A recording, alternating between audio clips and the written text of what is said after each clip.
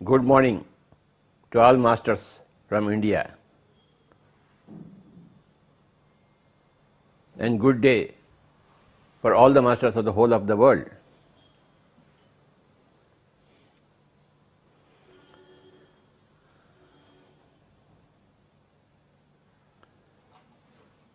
మనం ఎన్నోసార్లు వింటూ ఉంటాం, ఏమరా బుద్ధి జ్ఞానం లేకుండా మాట్లాడుతున్నావు,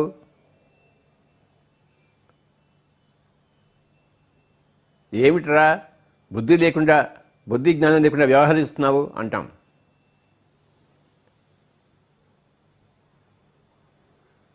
బుద్ధి జ్ఞానము 2 words, 2 పదాలు మనం ఉపయోగిస్తాం.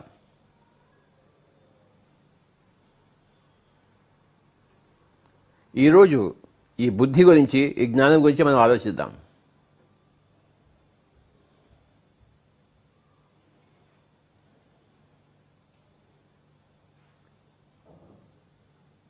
మనకి 5 వేళ్ళు ఉన్నాయి.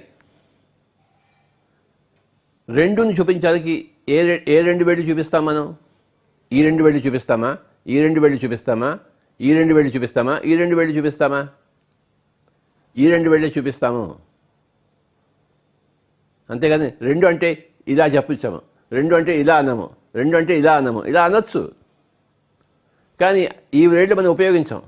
2 అంటే ఈ 2 వేళ్ళే ఉపయోగిస్తాము. ఎప్పుడు ఈ 2 వేళ్ళే ఉంటాయి 2 అన్నప్పుడు.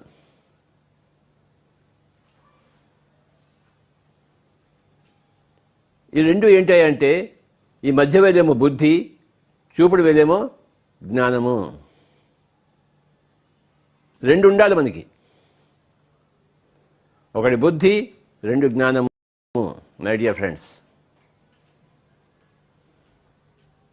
నోరు ఇప్పినప్పుడల్లా ఈ 2తో కలగలిపి నోరు ఇప్పాలి.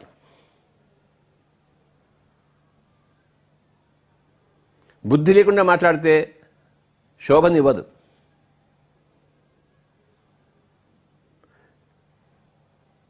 జ్ఞానం లేకుండా మాట్లాడితే అందం ఉండదు.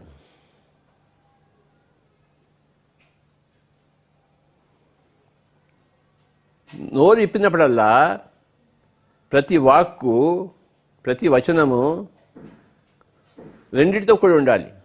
బుద్ధి ప్లస్ జ్ఞానము.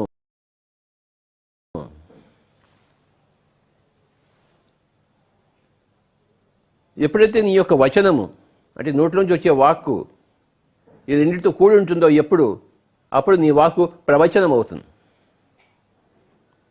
విశేషమైన వచనం అవుతుంది. యోగుల దగ్గర, మహాత్ముల దగ్గర మనం వచనం వినం, ప్రవచనం వింటాం.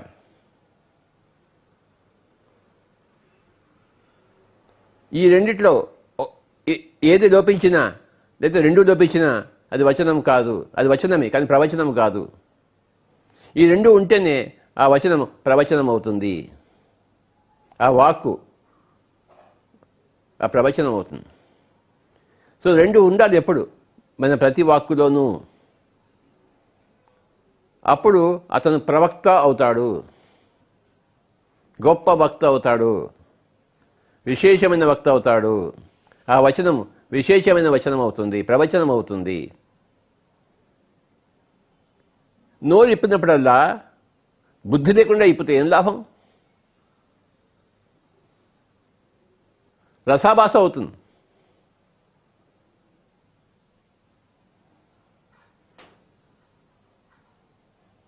రాళ్ళు తీసుకుని కొడతారు అందరూ బుద్ధి లేకుండా మాట్లాడితే. జ్ఞానం లేకుండా మాట్లాడచ్చు. జ్ఞానం లేకుండా మాట్లాడితే అది ప్రవచనం కాజాలదు. జ్ఞానం ఉండి తీరాలి అక్కడ ప్రవచనం కావడానికి.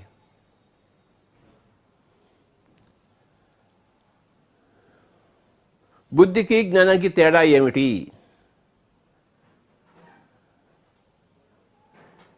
2 ఒకటే అయితే 2 పదాలు ఉండవు అక్కడ.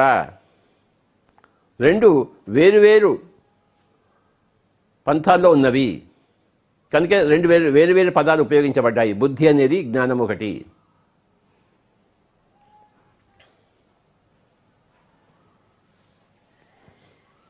బుద్ధి అంటే చూడండి, ఈ 5 వేళలో బుద్ధి అనేది మనసు పక్కన ఉంది, శరీరం పక్కన ఉంది, ఆత్మ పక్కన ఉంది, రెండింటి మధ్యలో ఉంది. బుద్ధి మధ్యలో. సహదేవుడు, నకులుడు, అర్జునుడు, భీముడు, శ్రీకృష్ణుడు, ధర్మరాజు.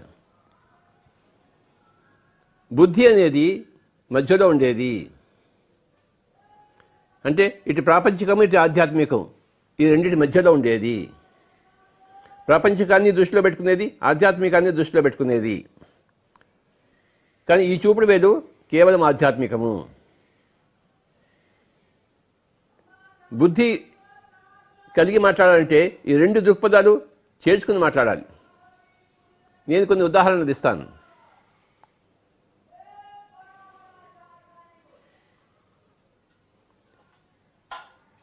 మీ ఫ్రెండ్ అమ్మగారు చనిపోయారనుకోండి,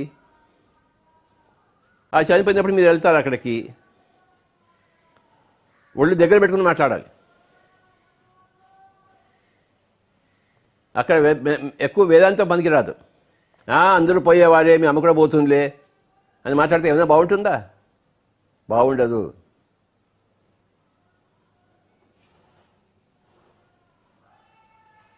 నువ్వు అలా మాట్లాడావనుకోండి, అక్కడ మెట్ట వేదంతో చెప్పావనుకోండి, ఆ సమయంలో అది ఆ సమయం కూడా అది సమయానికి తగిన మాటలు మాట్లాడాలి.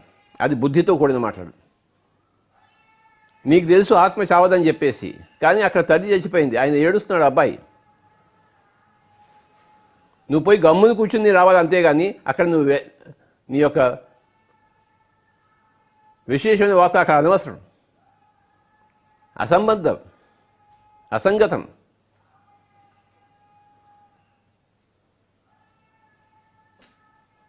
ఆ చావుకి వెళ్ళినప్పుడు నువ్వు ఏడవక్కర్లేదు, కానీ వాళ్ళని ఏడవకూడదు అని చెప్పకూడదు. వాళ్ళు ఏడవాలి, వాళ్ళు తమ ఇమోషన్స్ని బయటకు తీసుకురావాలి. అదే సమయం ఇంకెప్పుడు తీసుకొస్తారు.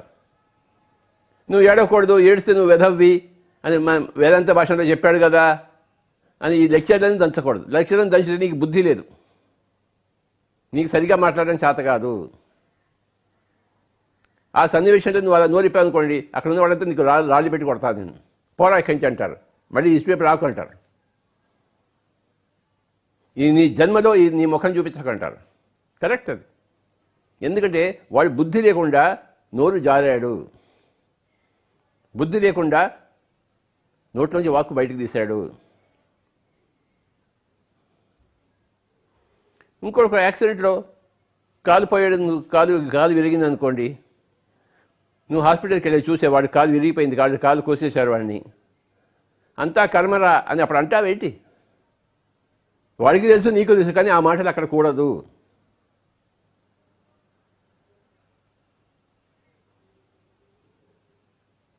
నువ్వేదో విధవ కర్మ చేస్తుంటావు కనుక నీ కాలు పోయింది అంటావేంటి? నీకు తెలిసిన నోరు నుంచి ఆ మాట రాకూడదు.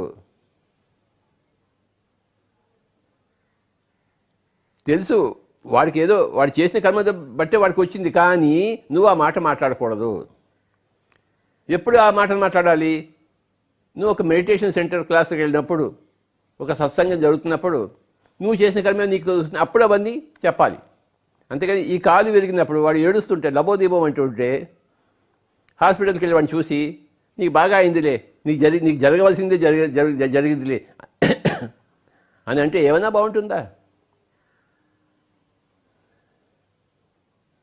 వాడు మళ్ళీ వాడి ఛాయలకి తన ఇంటికి రానివాడు, వాడు ఉట్టి వెధవవాడు అంటాడనమాట. అంటే ఎప్పుడు ఏది ఎలా మాట్లాడాలో అప్పుడు అది అలా మాట్లాడాలి. నీకు విశేషమైన పాండిత్యం ఉండొచ్చు. మన మెడిటేషన్ క్లాసుల్లో మన కొంతమందికి మనం మైకులు ఇస్తాం, వాడు ఇంకా మైక్ వదలకుండా వాడి గురించి వాడు సోది చెప్పుకుంటూ పోయాడు అనుకోండి, ఆడియన్స్ అంటే ఏమంటారు, వీడికి బుద్ధి జ్ఞానం లేదురా, వీడు మైక్ ఇవ్వటం లేదు. చూశారు?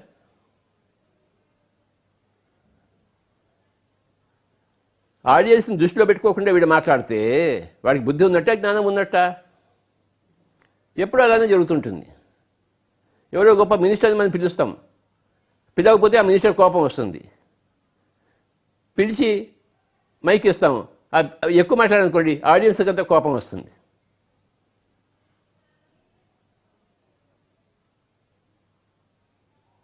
ఆ మినిస్టర్కి తెలియదు, ఏం మాట్లాడాలో తెలియదు. మినిస్టర్ కదా వాడు, పెద్ద పొలిటికల్ లీడర్.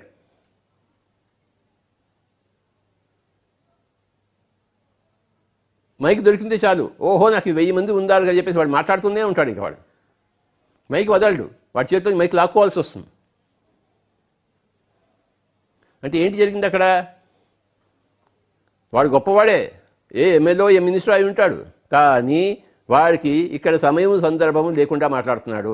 ఎంత మాట్లాడాలో అంత మాట్లాడి వెంటనే మైక్ ఇచ్చేయాలి వాడికి అప్పుడు బుద్ధి జ్ఞానం ఉన్నట్టు లెక్క. వాడు ఇవ్వడు. వాడు టైం అయిపోయింది, మన ఇలా వాచ్ వైపు చూపిస్తున్నా అంటుంటాడు, మళ్ళీ మాట్లాడుతున్నాడు గంట సేపు.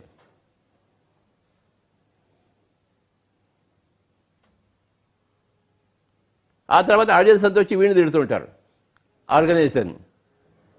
పోయి వాడి చేత ఎందుకు ఇచ్చారా, మాకు మేము మీకోసం వచ్చాను కదా, మీరు ఆ అబ్బాయిని ఎందుకు చేత మాట్లాడిచ్చారు అంటారు.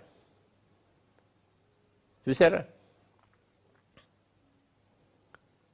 మనకేమో ఆ మినిస్టర్ కావాలి, ఆ ఎమ్మెల్యే కావాలి, కానీ ఎంత కావాలి? ఇంతే కావాలి, ఇంత కాదు. ఇంత ఉండవలసిన చోట ఇంత ఉందనుకోండి, వాడి బుద్ధి జ్ఞానం లేదు.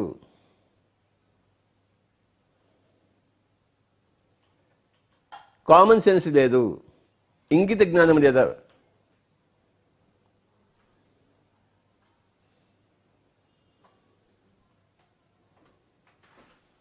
తెలియనివి తెలిసినట్టు మాట్లాడుతుంటాడు పాండిత్యం ప్రదర్శించడానికి. వాడికి బుద్ధి జ్ఞానం లేదు. తెలియకపోతే తెలియదని చెప్పాలి, తెలిస్తే తెలుసని చెప్పాలి. దాని పేరు జ్ఞానము. ఎంత మాట్లాడాలో అంతే మాట్లాడాలి, దాని పేరు బుద్ధి. బుద్ధి జ్ఞానం రెండు కలిపి ఉండాలి నోరు ఇప్పినప్పుడల్లా. ముఖ్యంగా మైక్ ముందర నోరు ఇప్పినప్పుడు, ఒక 1000 మంది ముందు కూర్చున్నప్పుడు.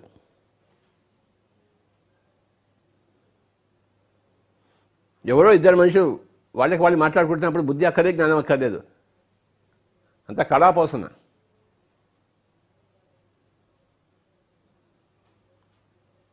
ఉబుసుపోక కబుర్లు, గాసిప్కి ఏ బుద్ధి జ్ఞానం అక్కర్లేదు. కానీ ఒక సభలో ఒక మైక్ ముందర మాట్లాడుతున్నప్పుడు ఒళ్ళు దగ్గర పెట్టుకుని మాట్లాడాలి.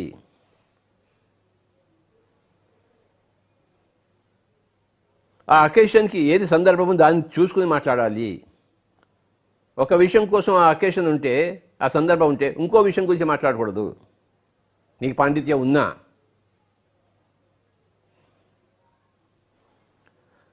సమయానికి తగు మాటలాడనే, సమయానికి తగు మాటలాడనే, సమయానికి తగు మాటలు మాట్లాడని. చూసారా? త్యాగరాజ కీర్తి, పంచరత్న కీర్తనలో ఒక కీర్తన.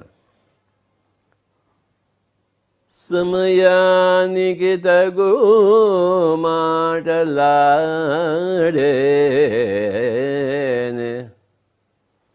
ఆ సమయం ఏమిటి? ఆ చావు సమయంలో వెళ్ళావు, పెద్ద మహాసభ జరుగుతోంది, ధ్యాన మహాసభ జరుగుతోంది. ఈ మినిస్టర్ వచ్చేసి వాడి కాన్స్టిట్యూషన్, వాడి పాలిటిక్స్ అవన్నీ మాట్లాడితే ఏం లాభం? నోరు ఉంది కదా అని మాట్లాడతారేంటి? బుద్ధి జ్ఞానం ఉంటే నోరిప్పాలి. నోరు ఉంది కదా నోరిప్పకూడదు. అసహ్యంగా ఉంటుంది, చండాలంగా ఉంటుంది.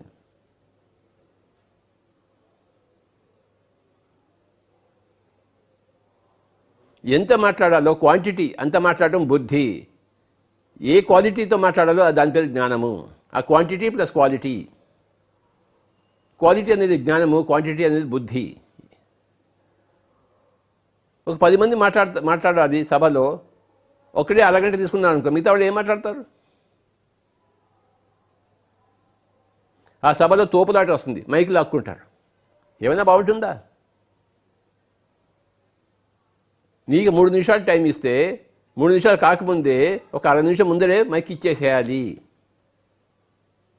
అది గొప్ప జ్ఞానం, గొప్ప బుద్ధి.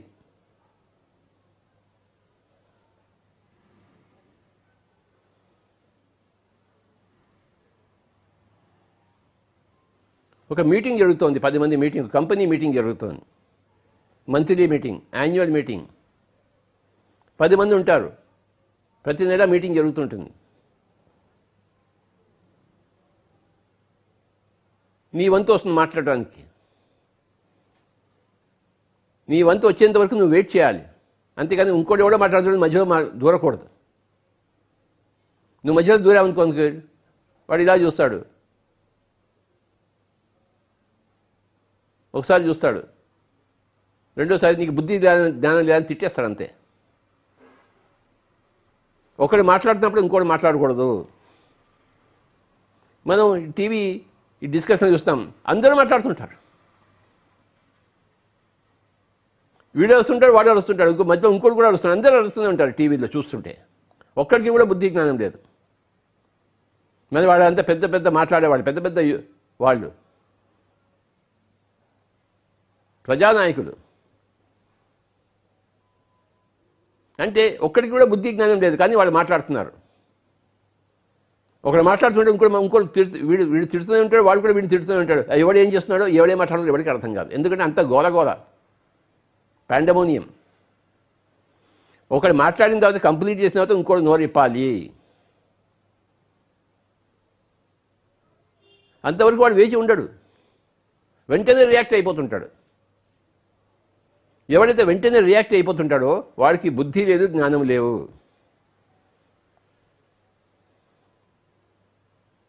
ఒక వాడికి నోరిప్పాలని చెప్పేసి పక్కవాడిని మాట్లాడనివ్వకూడదు, అంతే. అదే వాడు రాంగు నేను రైటు, ఎప్పుడు అదే గోల. వాడు రాంగు నేను రైటు, నాకు అన్నీ తెలుసు, వాడికి ఏమీ తెలియదు.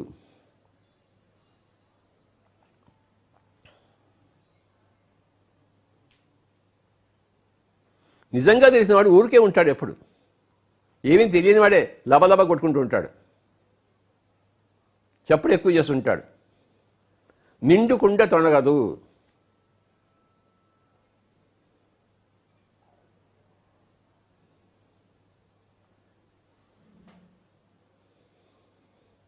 వీణ వాయించేటప్పుడు నేర్చుకుని వాయిస్తామా, ఇష్టం వచ్చినట్టు చేతులు అలా దాని తబలాగా వాయిస్తామా? ఇందో అది తబలా కాదు, అది వాయించడానికి. తబలా ఉందనుకోండి, ఇష్టం వచ్చినట్టు వాయిస్తామేంటి? దానికి ఒక పద్ధతి ఉంది. తబలా నేర్చుకోవాలి, అప్పుడు తబలా వాయించాలి. లేకపోతే తబలా విద్వాంసుడు నీ చేతి వేడిన తబలా మీద ఉండనివాడు. అది పవిత్రమైన ఇన్స్ట్రుమెంట్, అది సంగీతం. ఆ వీణని ముట్టుకోవాలంటే, తబలాని ముట్టుకోవాలంటే నువ్వు ఎన్నో పూజలు చేసి ఉండాలి, ఎన్నో ప్రార్థన చేసి ఉండాలి. అప్పుడే నువ్వు దాని దగ్గర కూర్చోవడానికి నీకు అర్హత సంపాదించుకోవాలి. చూడాలి, దానికి నమస్కారం పెట్టాలి.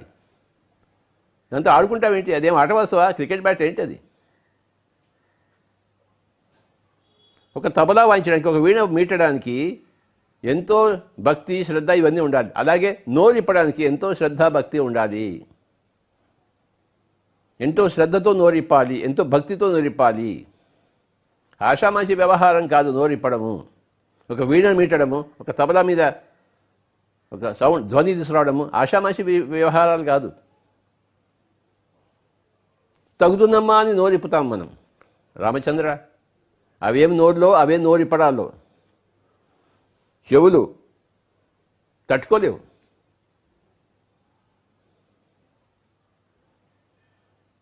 అక్కడి నుంచి పారిపోవాలనిపిస్తుంది.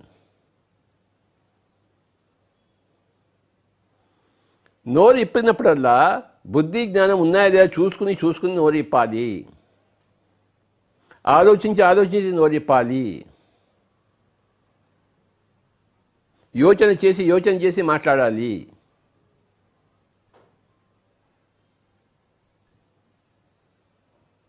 అందరి లాభం కోసం నువ్వు నోరిప్పాలి. అందులో నీ లాభం కూడా కొంత ఉండవచ్చు, తప్పేమీ లేదు. కానీ మిగతా వాళ్ళందరూ నాకు అనవసరం, నా లాభమే నేను చూసుకుంటానంటే అది కుదరదు. అది వాడికి నోరు ఇప్పడం చేత కాదు. వాడు ఎంతసేపు వాడు సొంత డబ్బా కొట్టుకోవడం కోసమే వాడు వస్తుంటాడు. 24 గంటలు వాడి డబ్బా వాడే కొట్టుకుంటూ ఉంటాడు. నోరు ఇప్పినప్పుడల్లా నాకు ఇన్ని కొమ్ములు ఉన్నాయి, నాకు ఇంత పొడుగు తోక ఉందని చెప్పేసి. పక్కవాడే దృష్టించి వాడు ఆలోచించాడు. పక్కవాడే దృష్టించి ఆలోచిస్తే నీకు జ్ఞానం ఉన్నట్టు, బుద్ధి ఉన్నట్టు.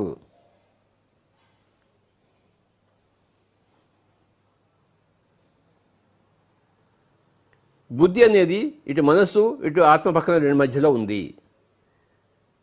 అందరి మనస్సులు గ్రహించి మాట్లాడాలి. తర్వాత ఆత్మ పదార్థంతో కూడి ఉండి మాట్లాడాలి. స్పిరిచువాలిటీ ఉండాలి నీ మాటల్లో. అప్పుడు ప్రవచనం అవుతుంది. నీ మాటల్లో కేవలం మానసికమైన ప్రాపంచిక విషయాలే ఉన్నాయి, కానీ ఆత్మపరమైన విషయాలు లేవనుకోండి, నువ్వు బుద్ధితో మాట్లాడుతున్నావు నిజమే, కానీ జ్ఞానం లేదు నీకు.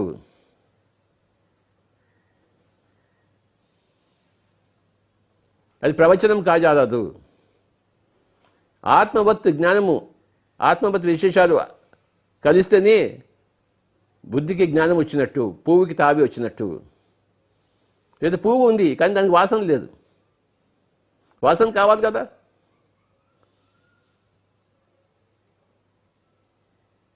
ఆ వాసనే జ్ఞానము.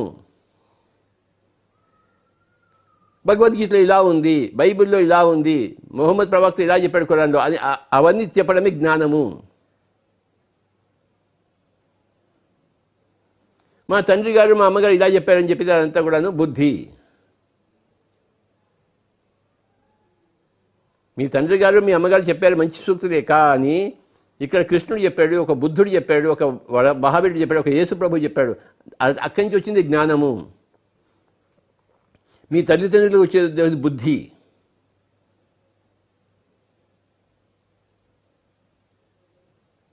మాట్లాడేటప్పుడు బుద్ధి ఉండాలి, జ్ఞానం రెండూ ఉండాలి.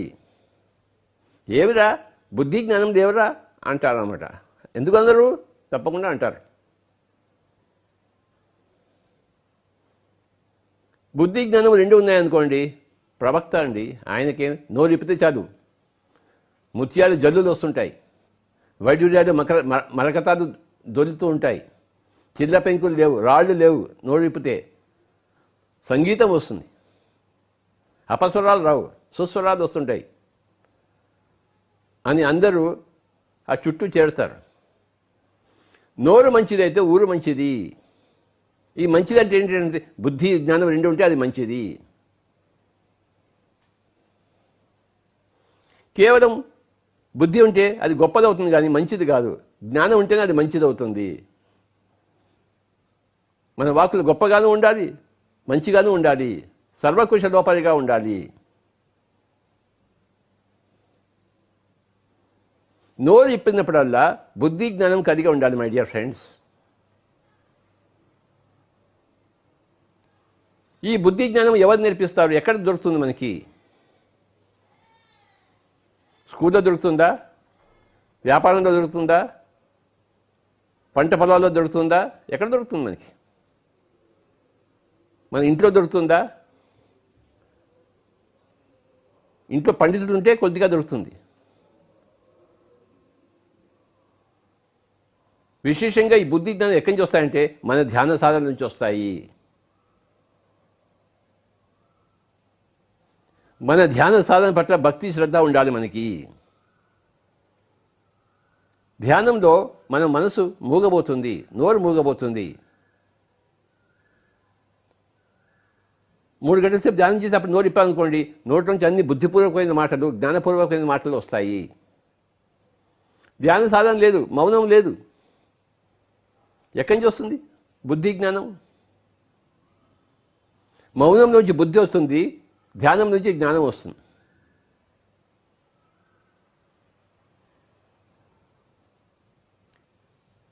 మౌనం పాటించకుండా బుద్ధి రాదు, ధ్యానం అభ్యాసం చేయకుండా జ్ఞానం రాదు.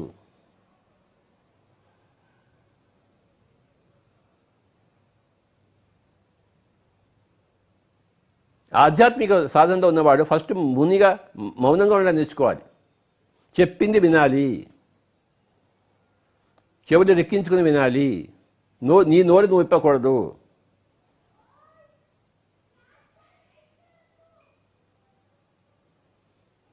నువ్వు పండితుడు అయిన తర్వాత మాస్టర్ అయిన తర్వాత నోరు ఇప్పవచ్చు.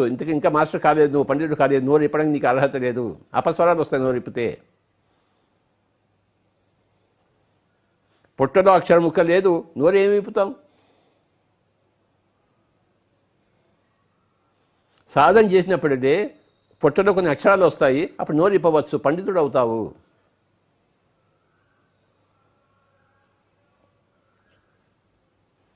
నీ మాటలు సమయానికి తగినట్టు ఉంటుంది, సందర్భానికి తగినట్టు ఉంటాయి,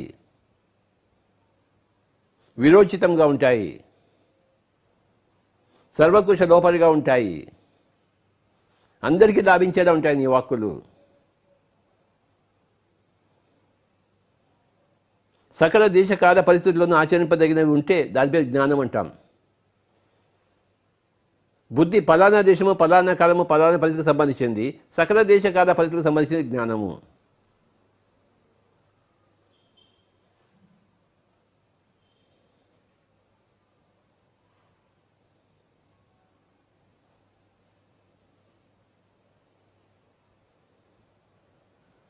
బుద్ధి జ్ఞానం లేనివాడు పురుషాధముడు, బుద్ధి ఉన్నవాడు పురుష మధ్యముడు, బుద్ధి జ్ఞానం రెండు ఉన్నవాడు పురుషోత్తముడు.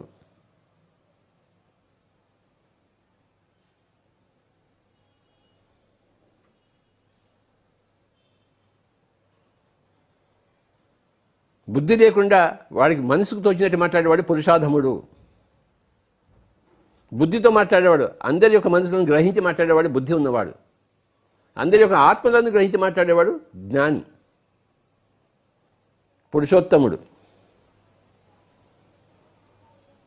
పురుషులలో పుణ్యపురుషుడు వేరయ్యా, విశ్వదాభిరామ వినరవేమ. పురుషులలో పురుషోత్తముడు వేరయ్యా.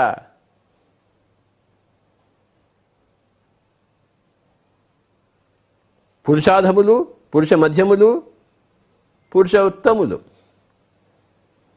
ఈ రెండు వేడు శరీరము మనస్సు ఉంది, దాంతో మాట్లాడేవాడు పురుషాధములు. మనసు బుద్ధితో మాట్లాడేవాడు పురుష మధ్యములు. బుద్ధి ఆత్మ పదార్థము జ్ఞానంతో మాట్లాడేవాడు పురుషోత్తములు.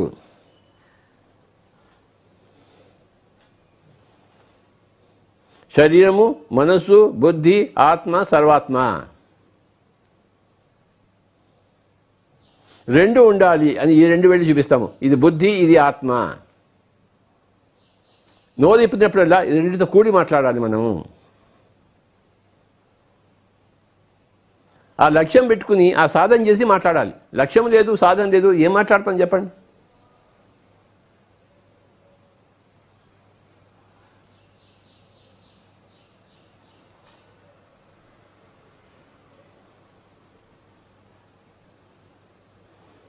కొంతమంది చూశాను మైక్ మాట్లాడే వాళ్ళ దగ్గర,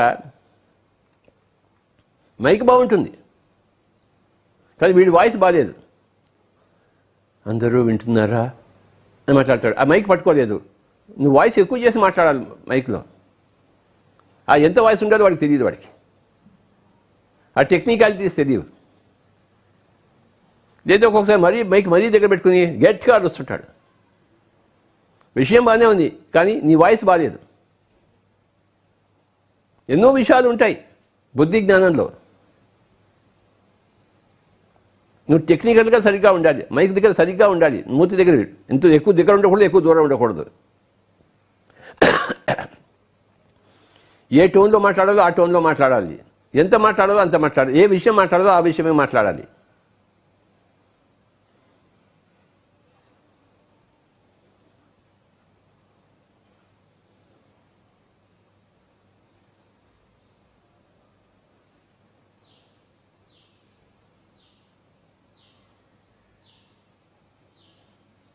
ఒకసారి హైదరాబాద్లో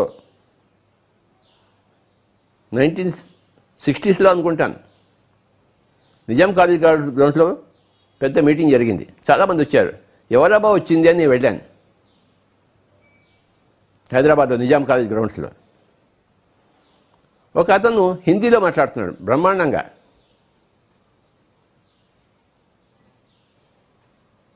ఎవరబ్బా అని చూస్తే అటల్ బిహారీ వాజ్పేయి. ఆ నోరు ఇప్పితే బ్రహ్మాండమైన ప్రవాహం వస్తుంటుంది, చక్కటి హిందీ. చక్కటి సమయం సందర్భం, చలోక్తులు, హ్యూమర్, పాండిత్యము అన్నీ ఉన్నాయి ఆయన దగ్గర. అటల్ బిహారీ వాజ్పేయి ఆ రోజు అనిపించింది వీడు ఏదో రోజు ప్రైమ్ మినిస్టర్ అవుతాడు రా అని చెప్పేసి.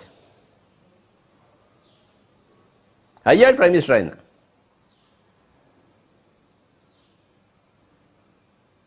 తెలిసిపోతుంది మనకి ఆ క్వాలిటీ ఏంటో.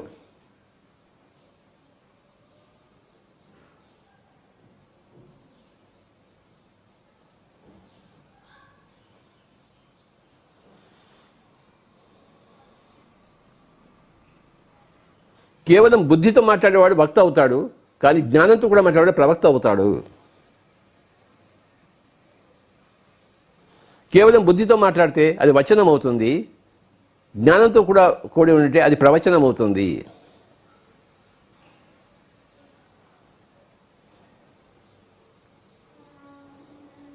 నువ్వు మాట్లాడే ప్రతి వచనము ఒక ప్రవచనము కావాలి. నోరు ఇప్పినప్పుడల్లా నువ్వు ఒక ప్రవక్తగా నోరు ఇప్పాలి, లేకపోతే నోరు మూసుకుని కూర్చోవాలి. చేత కాకపోతే నోరు మూసుకుని కూర్చో, అది గొప్ప విషయం. అది చేతనైతేనే నోరు ఇప్పు.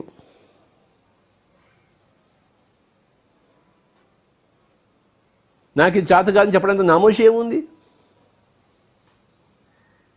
నాకు ఇది చేత కాదని చెప్పడంలో ఎంతో గొప్పతనం ఉంది. నామోషి ఏమీ లేదు, అల్పత్వం లేదు, విఘ్నత్వం ఉంది అక్కడ.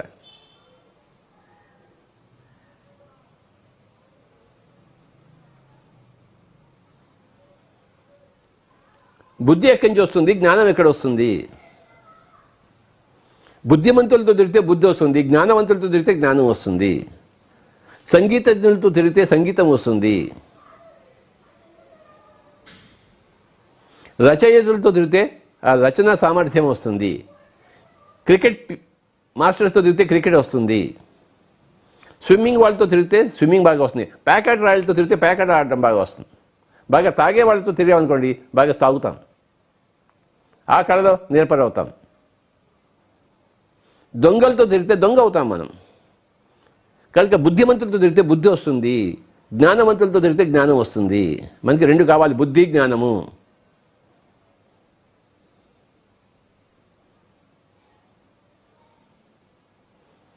ప్రాపంచికంగా ఎంతో ఉన్నత స్థితికి వెళ్ళి ఉంటాడు, కానీ ఆధ్యాత్మికంగా జీరో. అప్పుడు వాడికి బుద్ధి బాగా ఉంటుంది కానీ జ్ఞానం ఉండదు.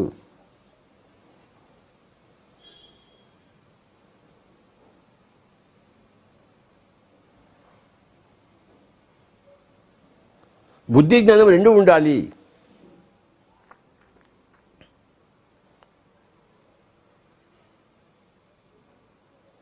బుద్ధి అనేది ప్రాపంచిక విఘ్నత, జ్ఞానం అనేది ఆధ్యాత్మిక సత్యం. నువ్వు శరీరం కాదు, నువ్వు ఆత్మ అంటే అది ఆధ్యాత్మిక సత్యం. అది కలిగి ఉన్నవాడు జ్ఞాని.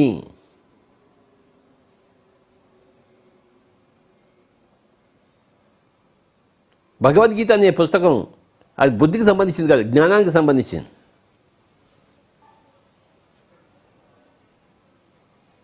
పుట్టుకంటే ఏంటి, చావు అంటే ఏమిటి, ఎందుకు పుట్టాము, ఎందుకు చస్తున్నాము, చచ్చినది ఎక్కడ పోతాము, ఇవన్నీ చెప్పేది జ్ఞానం. హతోవా ప్రాప్స్యసి స్వర్గం, నువ్వు చచ్చిపోయేవా నువ్వు స్వర్గానికి వెళ్తావోయ్. ఆయనకు స్వర్గం ఉందని తెలుసు ఆయనకి. నీకు కనపడింది ఆయనకి కనపడింది, నువ్వు చెప్పలేనివి ఆయన చెప్తున్నాడు.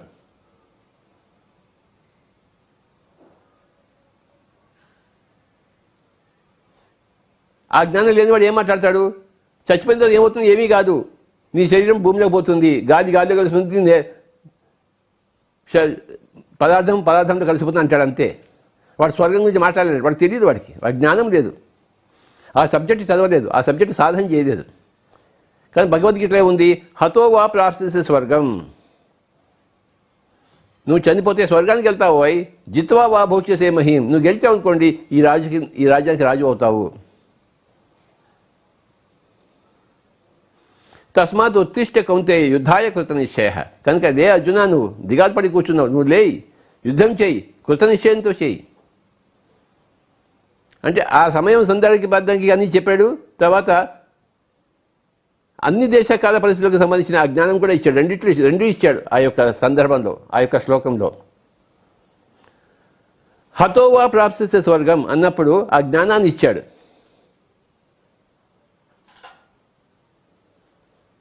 జిత్వా వా భోక్ష్యసే మహీం అన్నప్పుడు, తస్మాత్ ఉత్తిష్ట కౌంతేయ యుద్ధాయ కృష్ణనీష అన్నప్పుడు ఆ బుద్ధిని ప్రసాదించాడు. ఇప్పుడు నువ్వు ఈ పని చెయ్యి, ఆ గాంధీవం తీసుకో, లేయి, గాంధీవం తీసుకో, యుద్ధం చేయి. నీకు చావన్నా ఉంటుంది, లేతే నువ్వన్నా వాడిని చంపుతావు. నీకు చావు ఉంటే నువ్వు స్వర్గానికి వెళ్తావు. వాడే కనుక చేస్తే ఈ రాజ్యం అంతా నీది. ఎంత చక్కగా చెప్తాడు చూడండి. అంటే ఒకటే శ్లోకంలో బుద్ధి జ్ఞానం రెండు ఇస్తాడు ఆయన. ఆయన మహాపురుషోత్తముడు.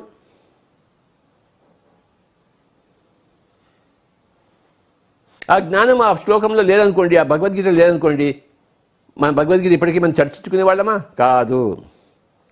కేవలం బుద్ధితో మాట్లాడుంటే అది అప్పటికే మర్చిపోయింది. అందుకే ఆ సమయం అయిపోయింది, ఆ సందర్భం ఏంది, మనకేం సంబంధం. కానీ అప్పటి నుంచి ఇప్పటి వరకు మనం గుర్తుపెట్టుకున్నామంటే సకల దేశకాల పరిస్థితులకు సంబంధించింది జ్ఞానము.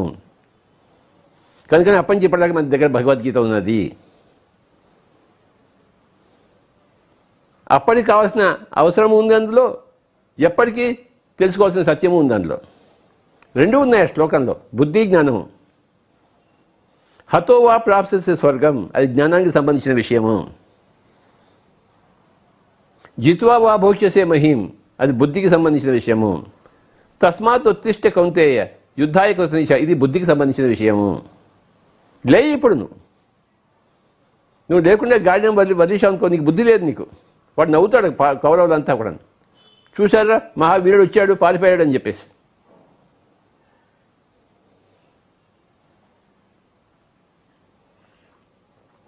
నోరు ఇప్పున్నప్పుడల్లా ఈ రెండు విషయాలు ఉండాలి, బుద్ధి ప్లస్ జ్ఞానము.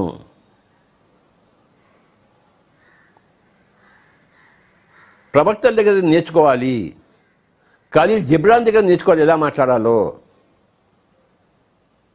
మైకిల్ నేమీ దగ్గర నేర్చుకోవాలి ఎలా మాట్లాడాలో, ఓషో రజనీష్ దగ్గర నేర్చుకోవాలి ఎలా మాట్లాడాలో, కబీర్ దగ్గర నేర్చుకోవాలి ఎలా మాట్లాడాలో, వేమన దగ్గర నేర్చుకోవాలి ఎలా మాట్లాడాలో, వీరబ్రహ్మేంద్ర స్వామి దగ్గర నేర్చుకోవాలి ఎలా నోరెప్పాలో.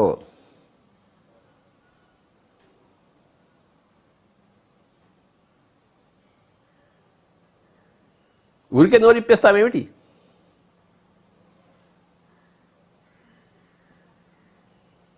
కడుపును దిగాలని తిండి చేస్తామంటే ఆకలి ఉంటే తినాలి, ఆకలి ఎప్పుడుంటే అప్పుడు తినాలి. అలాగే నోరు ఇప్పినప్పుడల్లా మనం మాట్లాడేస్తామేంటి? అవసరం ఉన్నప్పుడు నోరు ఇప్పాలి, ఎంత ఇప్పాలో అంత ఇప్పాలి, ఎలా ఇప్పాలో అలా ఇప్పాలి. ఆ నోరు ఇప్పినప్పుడల్లా రెండు విషయాలు ఉండాలి, బుద్ధి ఉండాలి, జ్ఞానం ఉండాలి.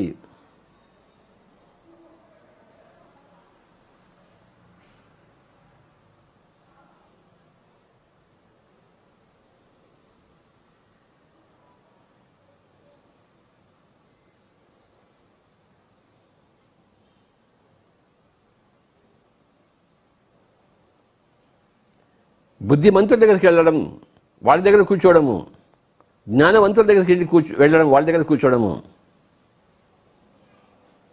కర్నూలులో నేను ఉన్నప్పుడు ఒక ఆయన నాకు తగిలాడు. ఆయన పేరు సదానంద యోగి.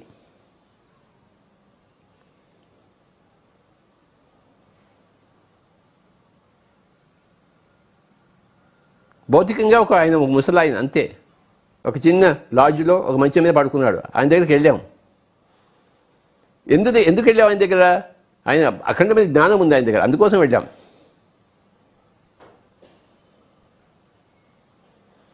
వెళ్ళంగా ఆయన ఫస్ట్ నోరిప్పినప్పుడు ఏం చెప్పాడు సార్? ఇక్కడ బ్రహ్మజ్ఞానం తప్ప ఇంకేది దొరకదు అని చెప్పాడు. స్వామీజీ, మేము దానికోసమే వచ్చాం స్వామి అని చెప్పామన్నమాట. ఓహో అలాగా, లేకపోతే ఎందుకు వెళ్తారు యోగుల దగ్గరికి? నా కొడుక్కి ఉద్యోగం ఇవ్వండి, మా అమ్మాయికి పెళ్లి కావాలండి, నాకు ఇల్లు కట్టాలండి, నాకు లోన్ కావాలండి, తలకాయ పొందండి, తీసేయండి, కడుపుతో పడి, ఇలా బ్రహ్మజ్ఞానం అది ఒక్కటి దొరికి ఇంకేది దొరకదని చెప్పాడు ఆయన. దానికోసమే వచ్చాము స్వామి అన్నాము, దానికోసం వెళ్ళాము. అక్కడ 2.5 సంవత్సరాలు ఆయన దగ్గర ఉన్నాను నేను, సదానంద యోగి గారి దగ్గర. ఆయన ఎన్నో విషయాలు చెప్తూనే ఉండేవారు.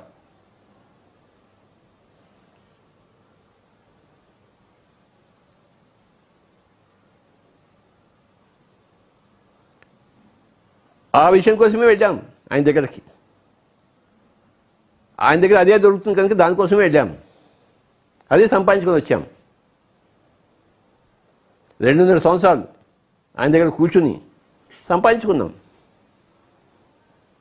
నాతో పాటు ఇంకో 3.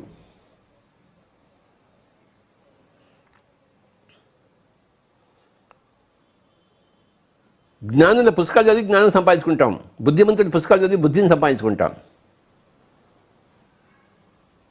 జ్ఞానుల సాంగత్యం చేసి జ్ఞానం సంపాదించుకుంటాం, బుద్ధిమంతుల సాంగత్యం చేసి బుద్ధి సంపాదించుకుంటాం.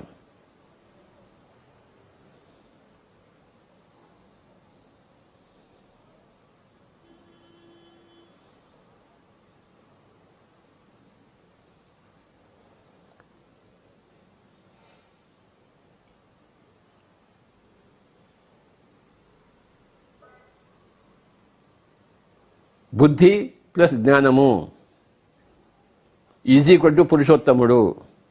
కేవలం బుద్ధి = బుద్ధిమంతుడు, పురుష మధ్యముడు. బుద్ధి లేదు, జ్ఞానం లేదు, పురుష అధముడు. ఇవి ఈక్వేషన్స్. ఎవడు కనపడిన మనిషి మనం విభజించవచ్చు, వీడు పురుష అధముడు, వీడు పురుష మధ్యముడు, వీడు పురుషోత్తముడు అని చెప్పేసి.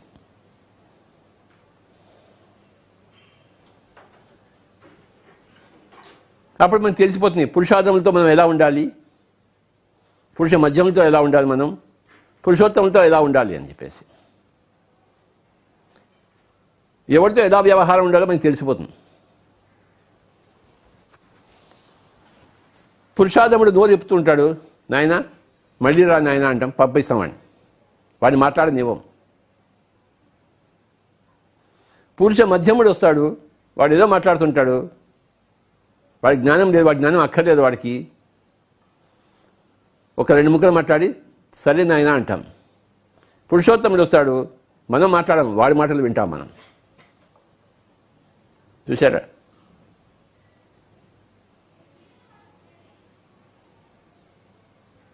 పురుషోత్తముడు వస్తే మనం మాట్లాడతాం ఏంటి, మనం వినాలి, చెవులకు పని చెప్పడాలి. పురుషాధముడు వచ్చాడు అనుకోండి, చెవులు వినపడవు, మనకి నోరు పలకదు.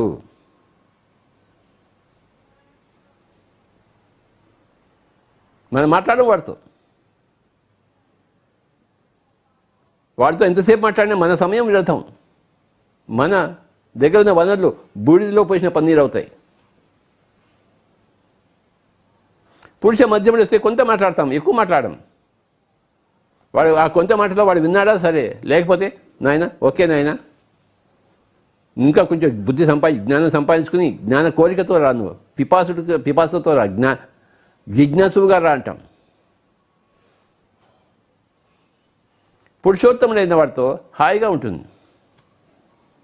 ఎంతసేపైనా మాట్లాడుకుంటాం, ఎంతసేపైనా కలిసి ఉంటాం. ఎందుకంటే ఇద్దరు పురుషోత్తములే. ఎలా ఉంటుంది మరి ఆ సంభాషణ, ఆ వ్యవహారం, పరస్పరం. కొన్ని రోజులైనా హాయిగా మాట్లాడుకోవచ్చు. శ్రీరాముడికి కొన్ని ప్రశ్నలు వచ్చాయి. విశ్వామిత్రుడు ఏం చెప్పాడంటే, నేను చెప్పగలను కానీ నాకు టైం లేదు, ఇప్పుడు నాకు వేరే పనులు ఉన్నాయి. వాడు ఉన్నాడు వశిష్ఠుడు, వాడికి టైం ఉంది, మీ ఇద్దరు కలిసి మాట్లాడుకోండి అని చెప్పాడు. అవునా స్వామీజీ అన్నాడు. ఎస్ అని చెప్పి ఒక మీటింగ్ ఏర్పాటు చేశారు రాముడికి వశిష్ఠుడికి. అది 10 రోజులు సాగింది. ఇంత పెద్ద గ్రంథం అయిపోయింది అది. యోగ వాసిష్టం. యోగ వాసిష్టం ఆ గ్రంథం చదవకపోతే జీవితం వేస్ట్. 10 రోజులు జరుగుతుంది. శ్రీరాముడు 10 రోజులు ప్రశ్నలు అడుగుతూ ఉంటాడు, వశిష్ఠుడు 10 రోజులు జవాబులు చెప్తూనే ఉంటాడు. అంటే 10 రోజులు ఉత్కంఠతో సాగింది. భూలోకవాసులు, పైలోకవాసులు అందరూ గుమిగూడు ఉన్నారు అక్కడ. కిక్కిరిసిపోయింది. ఈయన ఏం అడుగుతున్నాడో ఆయన ఏం చెప్తున్నాడు అని చెప్పేసి. ఈయన ఒక పురుషోత్తముడు, ఆయన ఒక పురుషోత్తముడు, ఇద్దరు పురుషోత్తముడు, మహాపురుషోత్తముడు. శ్రీరాముడు ఎలాంటి పురుషోత్తముడు, మరి వశిష్ఠుడు ఇంకెంత పురుషోత్తముడు ఆయన. 10 రోజులు సాగింది యోగ వాసిష్టం. పిరమిడ్ మాస్టర్ అందరూ తప్పకుండా చదివి తీరాలి యోగ వాసిష్టాన్ని.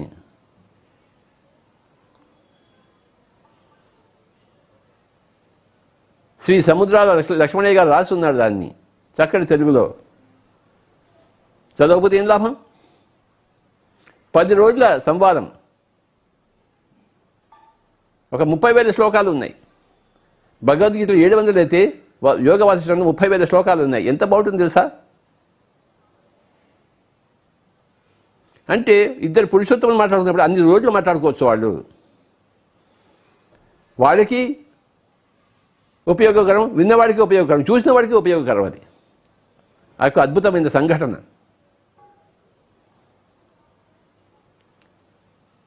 శ్రీరాముడు ఈ కుర్రవాడు, 16 ఏళ్ళవాడు, వశిష్ఠుడు పండిన బ్రహ్మర్షి. వీళ్ళిద్దరికీ సంవాదం ఏ లెవెల్లో ఉంటుందో మీరే ఊహించండి.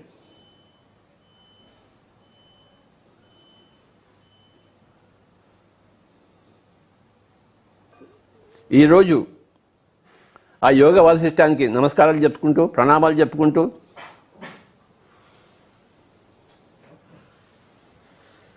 కాసేపు మనం ధ్యానం చేద్దాం.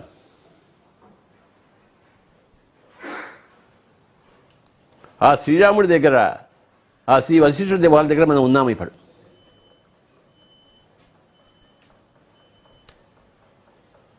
హాయిగా కూర్చుందాం. శ్వాస మీద ధ్యాస, శ్వాసానుసంధానం. ఎవరూ కళ్ళు తెరవద్దు.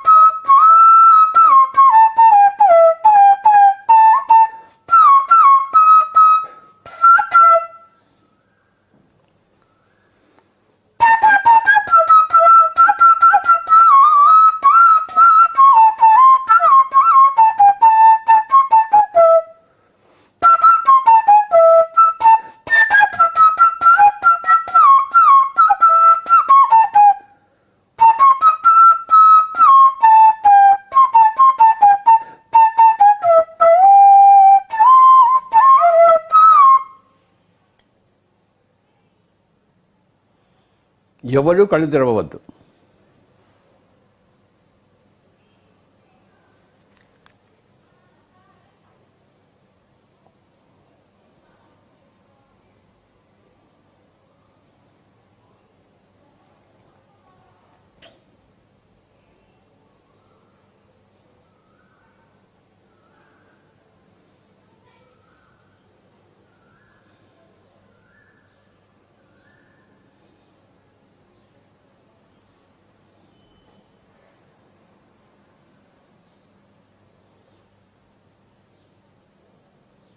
పక్క వాళ్ళ బుద్ధితో కలిసి ఉంటే మనకి బుద్ధి వస్తుంది, మన సొంత ఆత్మతో మనం కలిసి ఉంటే మనకి జ్ఞానం వస్తుంది.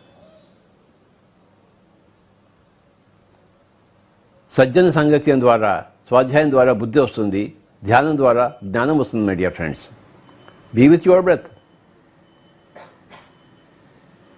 ఎవరూ కళ్ళు తెరవరాదు. శ్వాస మీద ధ్యాస, శ్వాసానుసంధానం.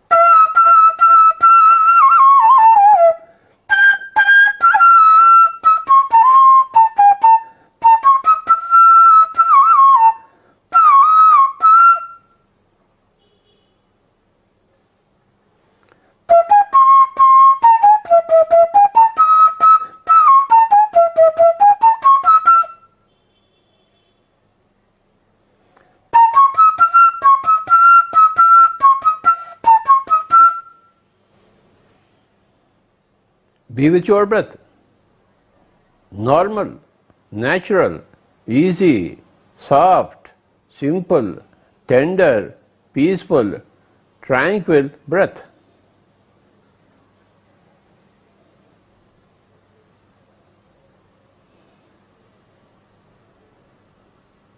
ఎవరు కళ్ళు తెరవరాదు. శ్వాస మీద ధ్యాస, శ్వాసానుసంధానం. ఆనాపానసతి, సుఖమయ ప్రాణాయామం, comfortable pranayama, easy pranayama, pleasurable pranayama.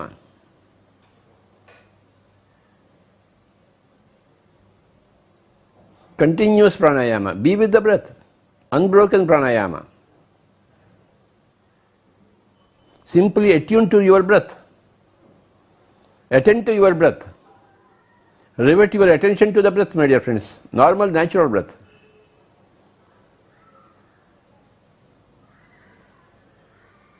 That is the royal pathway for self-realization.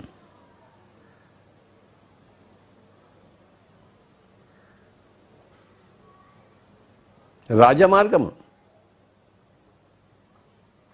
రాజయోగానికి రాజమార్గము ఆనాపానసతి. ఆత్మ రారాజు కావడానికి ఆ రాజయోగానికి రాజమార్గము ఆనాపానసతి.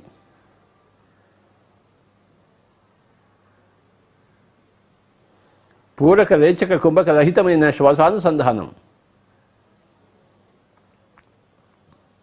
ఏ మంత్రము లేదు, ఏ తంత్రము లేదు, ఏ యంత్రము లేదు my dear friends. Just be with your breath.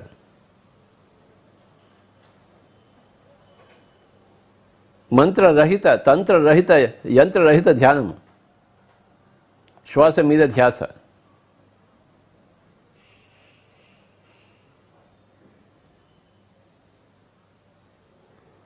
తంత్రరహిత అంటే తనువుకు సంబంధించింది కాదు, మంత్రరహిత అంటే మనసుకు సంబంధించింది కాదు.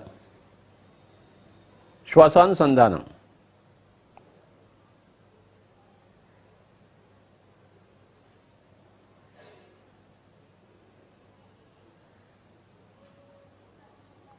సుఖమయ ప్రాణాయామం.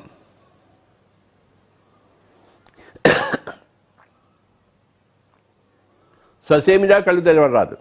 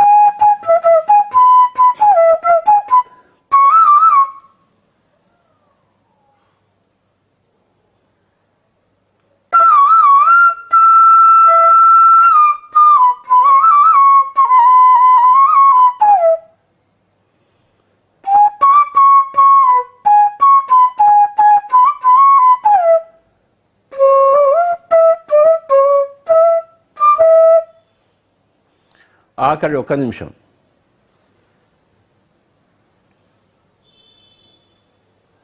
శ్వాస మీద ధ్యాస మిత్రులారా. Be with your breath.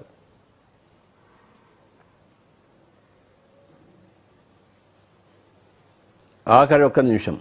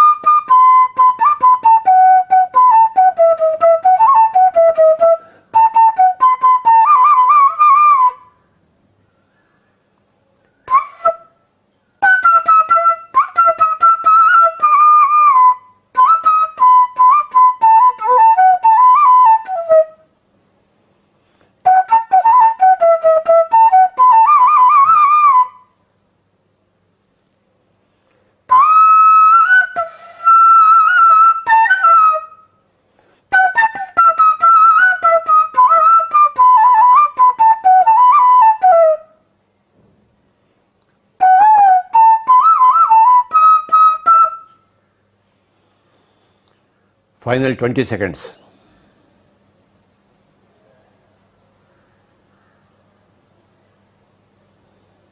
Ten seconds.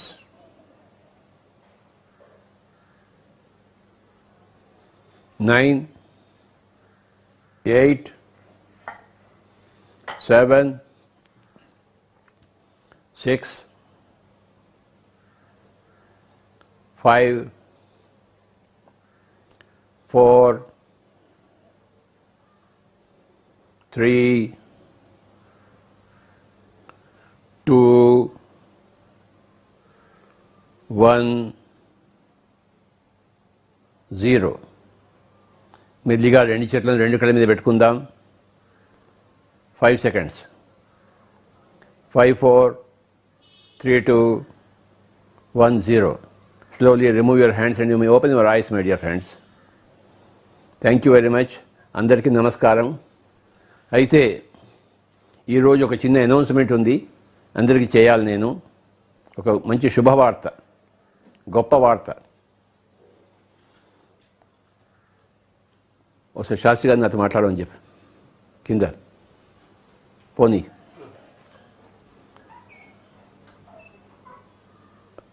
నిన్న సాయంత్రం రాత్రి 9 గంటలకి నేను అమెరికాలోని ఈ అన్టోల్డ్ స్టోరీ ఆఫ్ సీత యొక్క రచయిత డీనా మెరియంతో మాట్లాడడం నేను జరిగింది. ఆవిడ ఎంతో గొప్ప హృదయంతో అంగీకరించింది నాతో మాట్లాడడానికి. అర్ధగంట సేపు సంభాషణ జరిగింది. నా విషయాలు ఆవిడ వింది, ఆవిడ విషయాలు నేను విన్నాను. ఆవిడ ఎంతో చక్కగా స్పందించింది మన పిఎస్ఎస్ఎంకు, మన ఉద్దేశాలకు, మన మూమెంట్కి, మన సంస్థకి, మన వ్యవస్థకి.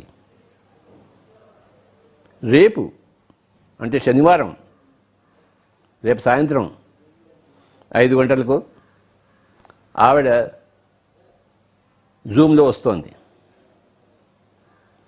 ముఖ్యంగా ఈ అన్టోల్డ్ స్టోరీ ఆఫ్ సీత చదివిన వాళ్ళందరూ కూడాను వాళ్ళు తప్పకుండా చూడవలసిన జూమ్ ఇది. ఆ రచయిత్రిని మనం రేపు చూస్తాం. అయ్యా శాస్త్రి గారు, నమస్తే సార్. రేపు ఎన్ని గంటలకి? రేపు evening 5 to 7 o'clock sir. Evening 5 o'clock India time. రేపు ఈవినింగ్ 5 to 7. ఓకే.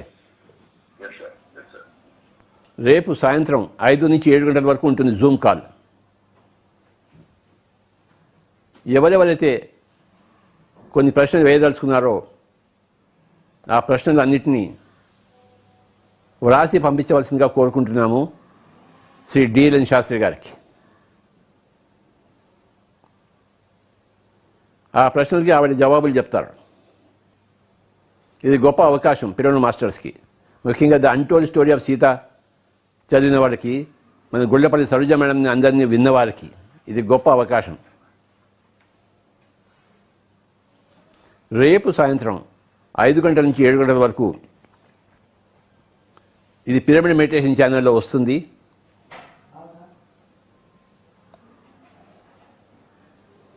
అందరూ తప్పకుండా ఈ స్పెషల్ ప్రోగ్రాం చూడండి.